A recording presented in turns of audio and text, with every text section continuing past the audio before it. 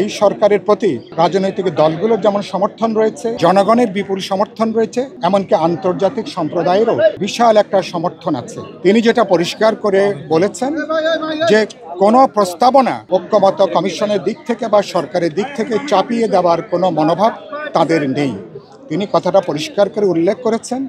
আলাপ আলোচনা করে একটা বোঝাপড়া তৈরি করে যে সমস্ত প্রশ্নে আমরা ঐক্যমত হতে পারবো, সেই ভিত্তিতে যেটা পরবর্তীতে প্রফেসর আলী রিয়াজ, যিনি এই জাতীয় ঐক্যমত কমিশনের যিনি কো চেয়ারম্যান, পরবর্তীকালে তিনি সুনির্দিষ্ট করে উল্লেখ করেছেন যে আমরা বোঝাপড়া করে আলাপ আলোচনা করে তারা চেষ্টা করবেন একটা জাতীয় সনদ তৈরি করবার জন্য, যেই জাতীয় সনদের ভিত্তিতে পরবর্তীকালে জাতীয় নির্বাচন বা আমাদের সংবিধান সংস্কার বলি বা গণতান্ত্রিক উত্তরণের যে প্রশ্ন, সেগুলো আমরা সেখানে বিবেচনা করব।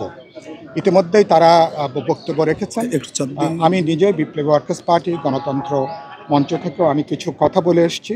যেহেতু আমার এখন প্রেস ক্লাবের সামনে একটা সমাবেশ আছে, সেজন্য আমি বক্তব্য রেখে বেরিয়ে এসেছি। আমাদের মঞ্চের নেতৃবৃন্দরা আছেন, তারাও নিশ্চয়ই সেখানে কথা বলবেন। এখানে সকল জাতীয় নেতৃবৃন্দরা আছেন এবং আজকে আনুষ্ঠানিকভাবে বিষয়ভিত্তিক কোনো আলোচনা হবে না। মূলত বলতে পারেন জাতীয় ঐক্যমত কমিশনের এক ধরনের ইনাগোরাল একটা অনুষ্ঠান, একটা উদ্বোধনী সভার মতন, যেটা আজকে অনুষ্ঠিত হচ্ছে সবাই উষ্ণতার সাথে। এবং তারা খুব খোলামেলা যেটা বলেছেন যে এই সরকারের প্রতি রাজনৈতিক দলগুলোর যেমন সমর্থন রয়েছে, জনগণের বিপুল সমর্থন রয়েছে, এমনকি আন্তর্জাতিক সম্প্রদায়েরও বিশাল একটা সমর্থন আছে।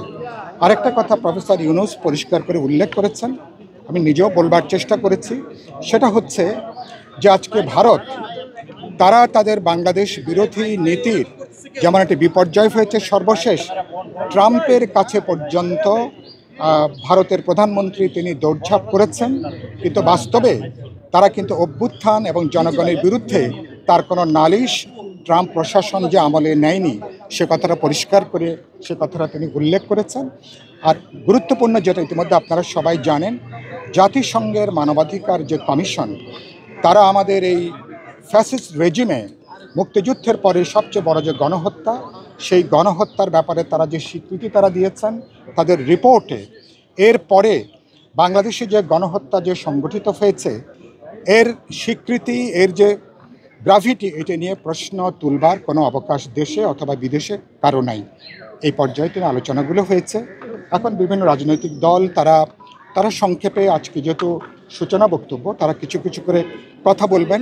হয়তো আসরের বিরতি পর্যন্ত একটা সেশন চলবে, আসরের বিরতির পরে এটা হয়তো সম্পন্ন হবে। ঐক্যমত কমিশনের প্রধান প্রফেসর ইউনূস তার সমাপ্তি বক্তব্যের মধ্য দিয়ে আজকের এই প্রারম্ভিক আলোচনাটা এটা আজকে সম্পন্ন হবে। আমরা 3-4টা কথা খুব পরিষ্কার করে বলেছি।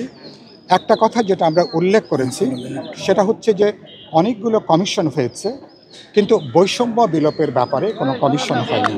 কারণ দুর্বৃত্তের অর্থনীতি আর দুর্বৃত্তের যদি দুর্বৃত্তায়নের যদি অর্থনীতিতে বহাল থাকে, তাহলে কিন্তু আপনি কোনো রাজনৈতিক যে সংস্কার, এটা শেষ পর্যন্ত টেকসই নাও হতে পারে।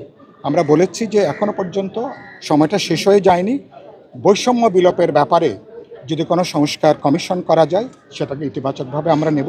2 নম্বরে বলেছি তাদের যে বিশাল রিপোর্ট, তাদের উচিত হবে আগামী 3 থেকে 5 দিনের মধ্যে এই রিপোর্টগুলো তারা যদি বিভিন্ন রাজনৈতিক দল অংশীজনের কাছে পৌঁছাতে পারেন, সেটা খুব গুরুত্বপূর্ণ হবে। 3 নম্বর যে কথাটা আমি উল্লেখ করেছি যে আমাদের সরকারের 3টা গুরুত্বপূর্ণ কাজ। একটা হচ্ছে গণহত্যা যেটা সংগঠিত হয়েছে তার বিচার, 2 নম্বর হলো আলাপ আলোচনা করে সংস্কার সম্পন্ন করা, এবং এবছরের মধ্যেই আমাদের ত্রয়োদশ জাতীয় সংসদের নির্বাচন। কারণ মানুষ 16টা বছর ধরে এই অবাধ, নিরপেক্ষ, বিশ্বাসযোগ্য নির্বাচনের জন্য মানুষ অপেক্ষা করেছে। আর আমি পরে যেটা আমরা উল্লেখ করেছি সেটা হলো যে অনেকেই নির্বাচন এবং বিচারের বিপরীতে, অনেকে সংস্কার এবং বিচারের বিপরীতে নির্বাচনটাকে দাঁড়ানোর চেষ্টা করছেন।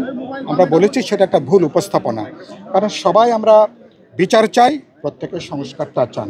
সুতরাং বিচার এবং সংস্কারের পাশাপাশি জাতীয় নির্বাচনের যে প্রস্তুতি মনে করি সেটা করতে পারলেই আমরা একটা গণতান্ত্রিক উত্তরণের দিকে আমরা হাঁটতে পারি।